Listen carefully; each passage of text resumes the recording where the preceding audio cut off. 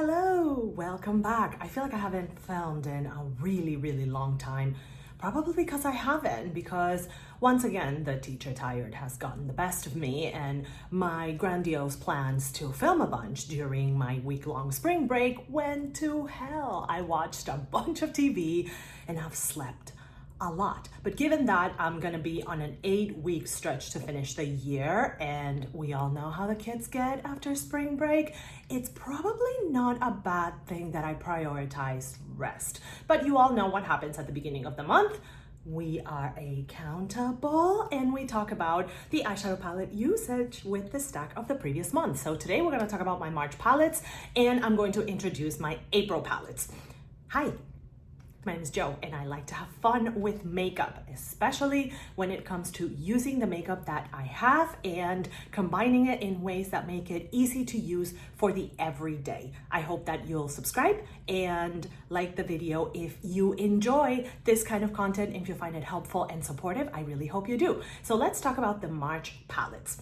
Like usual, I'm going to go over my palette usage for the stack that I chose in March in ascending order, meaning the least used palette to the most used palette. If you want to see the way that I use my palettes every month, and typically that's going to be for the work day, I'm a middle school teacher, I suggest that you follow me on Instagram at Jo Sparkley and you can see the looks from every day and how I combine palettes, or if I'm teaming up palettes from the stack that I've chosen for the month.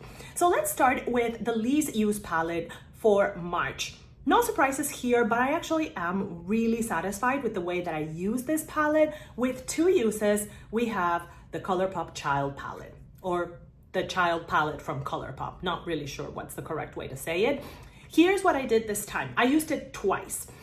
What I did was step out of the palette and not try to use it by itself, because I feel like that has been the source of frustration in previous occasions. So I used this in combination with other palettes. I brought in shades from other palettes so that I could kind of complement the look a little bit, because what I find is that this palette is not entirely cohesive, because I feel like this shade and like this row here, I feel like it's too warm for the rest of the palette. And I think that's one of the things that throws me off about it. However, I will say this, with the 2 looks that I did and the way that it worked out in March, I think that I feel a little bit more at ease about keeping the palette. I'm not gonna declutter it, I don't think. I think that I can find ways to use it. I just need to play around with what shades from other palettes it works best with. But I used it only twice. Next up, we have 2 palettes that each had 3 uses. One thing that you're gonna notice about March is that it was kind of indie brand heavy, but again, it's something that I'm noticing happening with my eyeshadow palette collection in general.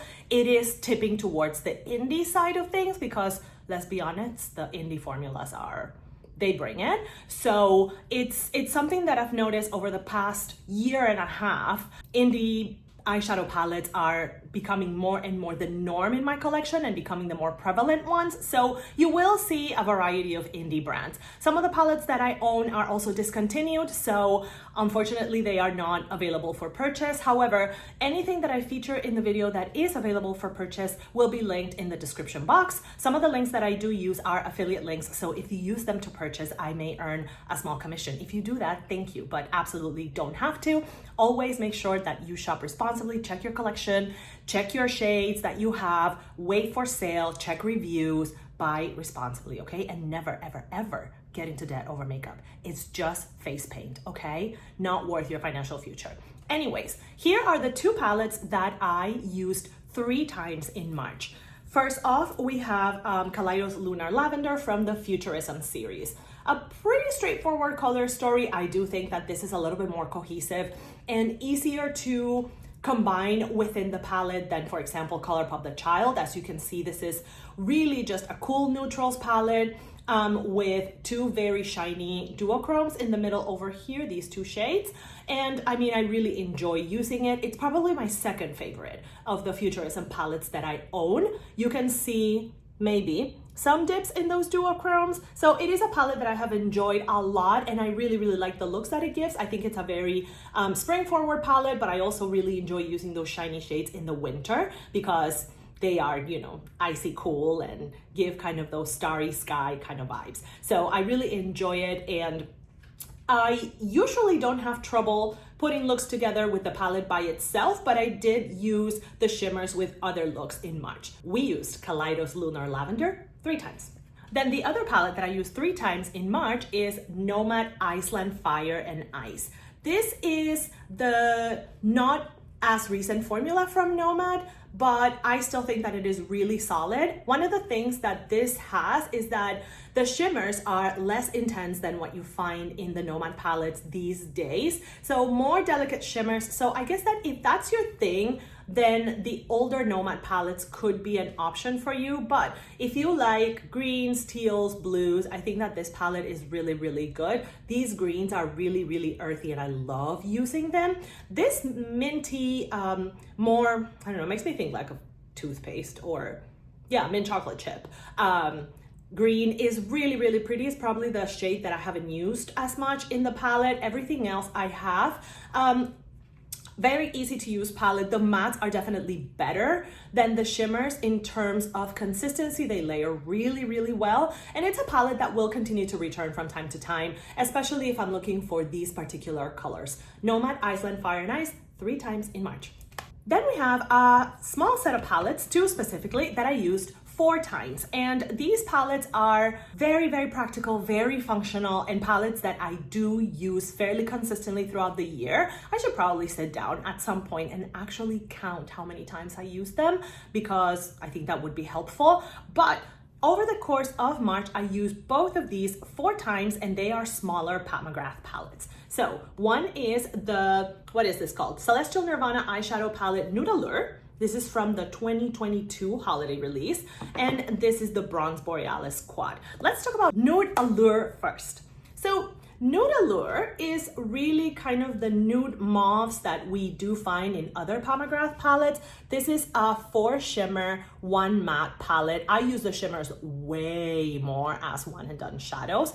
I personally think that these 5-pound palettes are probably some of the best value for Pat McGrath palettes. These ones I think might still be circulating in discount stores somewhere around. So if you want to try Pat McGrath, if you want really nice shimmers that could be like one and done singles in terms of how you use them, very travel friendly palette, I do recommend this one, especially the 2022 palettes.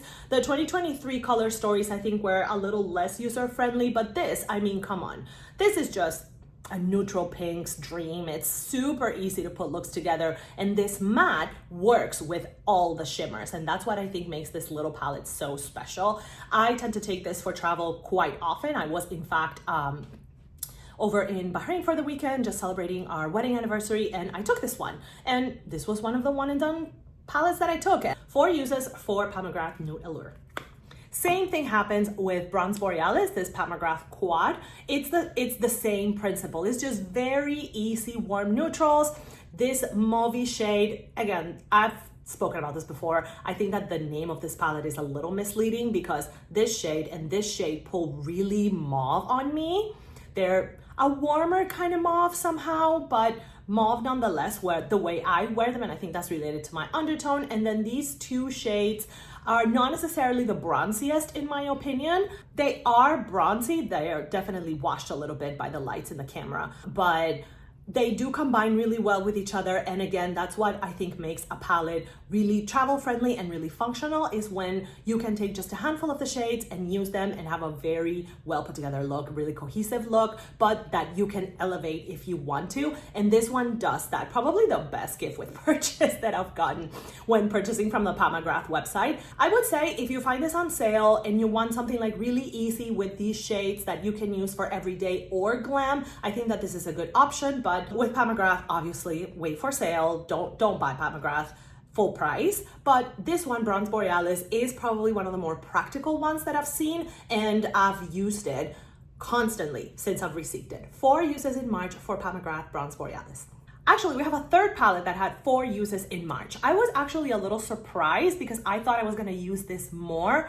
I don't know what gave me that idea, but I thought I was gonna use it more. I only used it 4 times though, which is Natasha Denona Metropolis. I've spoken about this palette ad nauseum. You can see some of the dips in some of the shades, like this cream to powder and this cream to powder and the browns over here. Like, I've spoken about my love for this row here on the right multiple times, because it is, again, really user-friendly, very easy to combine shades along the palette. Like, some of it looks a little convoluted, like when you put those pops of blue and green and that red there, it's like, whoa, is that supposed to be there? Actually, yes, it is. It's basically a warm neutral palette with a pop of blue. So warm, neutral, and then the blues, and then that red, which is actually really pretty. But it's a masterful creation from Natasha Denona. The cream to powders here are solid. I need to sit down and compare these to like the more recent palettes like Rosha and see how the cream to powders are changing, if they have changed. I'm not sure they've changed a whole lot, and if they have, they've changed for the better. But it is a palette that I always enjoy. It's probably my favorite warm tone palette in my collection, and I used it 4 times in March. Metropolis, Natasha Denona. Then my next palette I used 5 times. I predicted that this was gonna be the palette that I used the most in March, and I failed by 1 use. But I remembered why this palette is so loved. I remembered what makes this palette so special with these 5 looks that I created with it, and it is Tiny Marvels by Sydney Grace and Mel Thompson, because I think this is just a spring dream. It is beautiful. I use these mauves a whole bunch. I use this shade, that shade. It's not a shimmer heavy palette, which for me can be not ideal sometimes. It is probably one of the more matte heavy palettes that I own, but the mattes are so good. Again, I've spoken about this before. Sydney Grace has incredible mattes, and I'm not like someone to gush about mattes, to be honest. I enjoy a matte eyeshadow. I like a matte look and all of those things, but I rarely do an all matte look. I'm just not that girl, because I feel like I need shine in my eyelids because of the glasses and my eyes are dark and all of those things. But again, this is a really well curated palette. Very cohesive, very easy to put looks together, and you can go very colorful, or you could go a little more demurely colorful with some neutral shades in here. And of course, it's the unparalleled Sydney Grace quality that we know and love if you are familiar with indie brands. 5 uses for Tiny Marvels. And last but not least, the winner of the March palette usage ranking, the palette that I use the most in March with 6 uses, is Living from Corazona and Pratolina. Every time I use this palette, I am just floored with how easy it is to use, how beautiful the looks are, how shiny the shimmers are, and how user-friendly it is. If you are afraid of color or are not sure that you're gonna know how to work with color, I think that this palette is a really good place to start. It's still available on the Corazona website, and they do ship to the US. I think the palette costs like $27 or $28 or something like that. And this is what, a 20 pan palette? Yes, a 20 pan palette, has a matte black, has this like more ivory lid setting shade. These 2 metallics are like wet look metallics, if that's your vibe. You have 2 pressed glitters that are not my favorite, but if you like pressed glitters and you use them with glue, they're gonna work just fine. You have a really fun duochrome here, one slightly less subtle duochrome here. Just a really well constructed palette. Marta herself is someone that is mostly a neutral girly, I would say, but does know how to use color in a way that is approachable, and I think that she executed that really well in this palette. It is also a palette that I've traveled with often, and it's one of the palettes that I have in my collection that I can travel with, and I never feel like I'm missing something. Does that make sense? Like, I feel like this gives me all kinds of shades. It gives you some warmer, some neutral, some cool tones, wet look, one and done, glitter. You have it all here. Lo tiene todo, papi. Same way as Marta would say. This is what Marta would say. Lo tiene todo, papi. It has it all, baby. Okay, so 6 uses for the Living palette, and this was my most used palette in March. Now, let's talk about April, shall we? I think that April might be my last stack to choose for the academic year. I'm not sure that I'm actually gonna choose a stack for May. I think what I'm gonna try to do in May is just use the eyeshadows on the retirement tour so that I can give them one good push, and then move them out of my collection. I haven't decided on that. If you think that that's a good idea, just to focus on the eyeshadow palettes and singles that I'm going to be retiring from my collection in June when I close up this academic year and have to pack my things from this apartment. If you think that May should be just a retirement tour month, let me know in the comments so I can see if I can make up my mind. But let's get into the April stack. So if you're not sure what this means, it's just I basically just shop my stash every month and then I choose a stack of eyeshadow palettes, quads, singles, whatever it is. And then those are the palettes that I use for the entirety of the month. Mostly for, you know, my work days, but of course during the weekend, sometimes I do have guest palettes and sometimes I don't. Oh, well, actually there were 3 guest palettes and I didn't bring any of them because amazing. But I will put pictures of the guest palettes that I did use. I have one here. So guest palettes that I used in March. I used Viseart London Etoile twice. I took it to Bahrain in my anniversary trip, so I used it twice.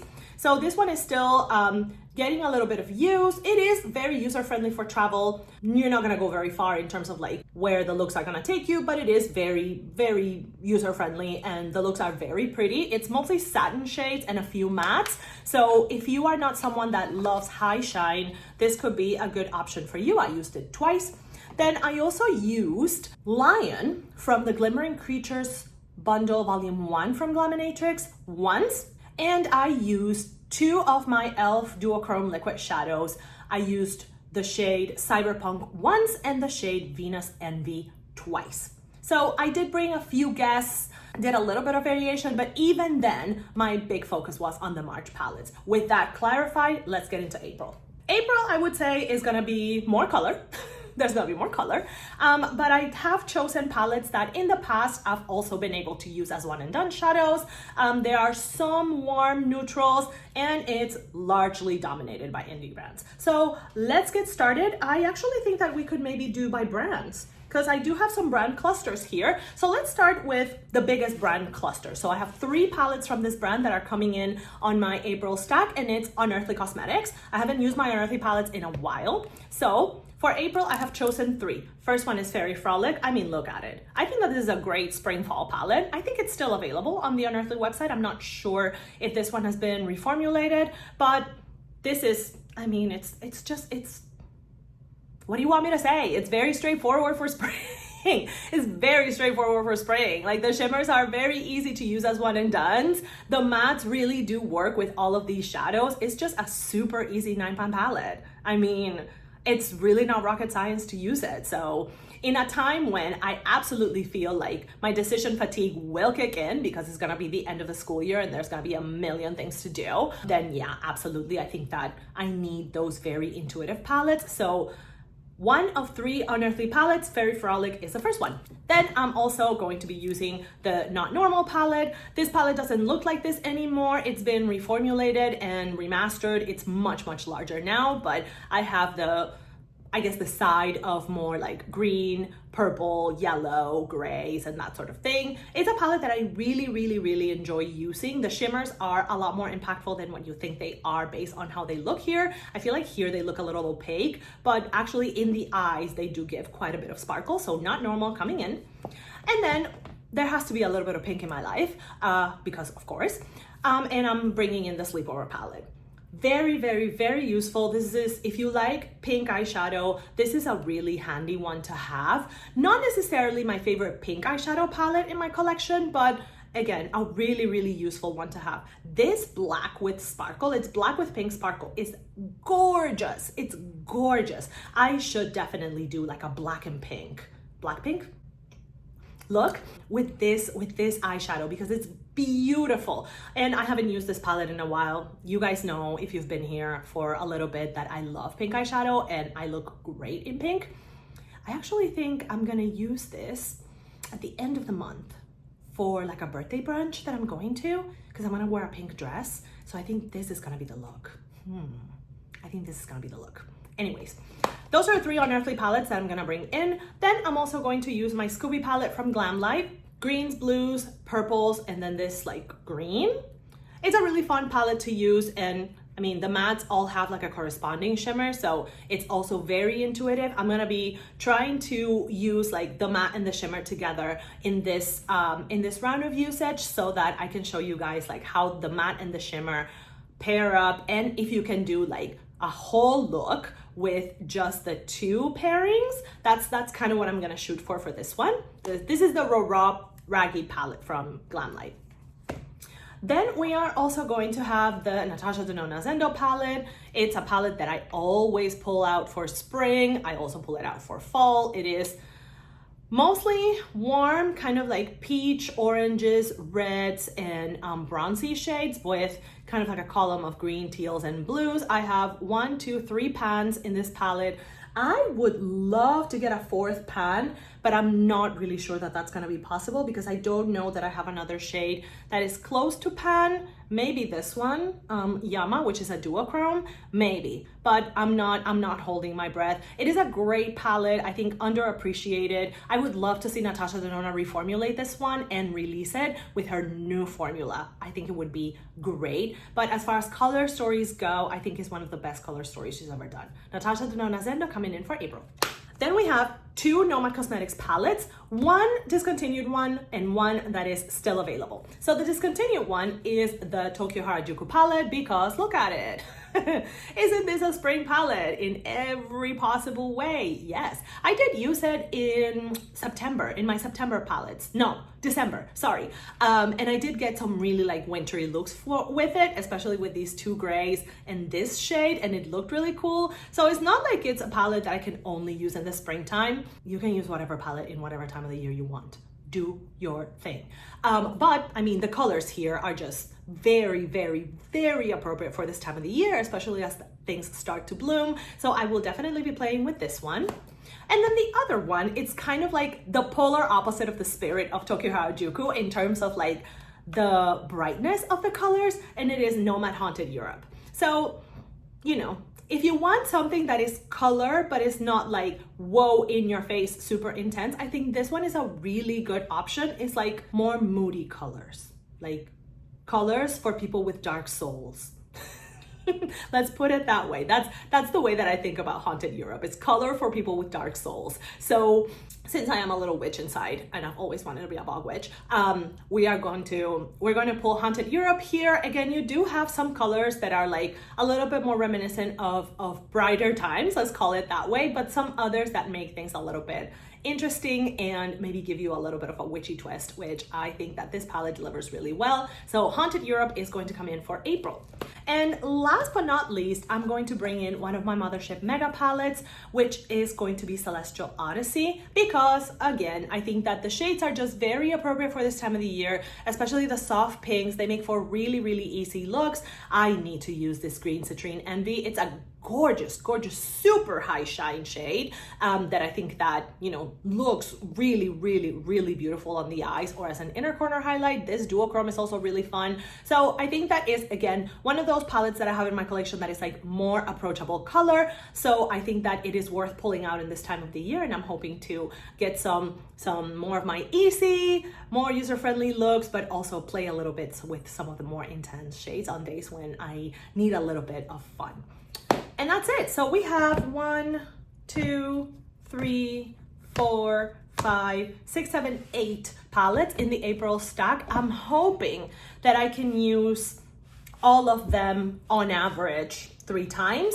Naturally, there's always at least one palette that gets used more than others, but 8 palettes give me a lot of room to play. It gives me a lot of color variety, which is really what I go for with my monthly stacks. I want to have room to play with, even if sometimes I gravitate to the same shades in different palettes. That happened in March with like the neutral mauve shades. There were a lot of those looks on Instagram. If you go back and check my March looks, you're gonna see that there was a lot of like those warm neutral mauve kind of looks because I was feeling that in March. So we'll see what happens in April with more color along the way. So make sure to check in at the end of April so that you can see how I did with this stack of 8 palettes and how much use I got out of them. Thank you once again for joining me in my adventures with makeup. If you liked this video, or if you think that other people on this big void of YouTube would like this video, please give it a thumbs up and make sure to subscribe so that you don't miss any of the other fun that we have over here. I hope that you have a wonderful day wherever you are, and I'll see you in the next one.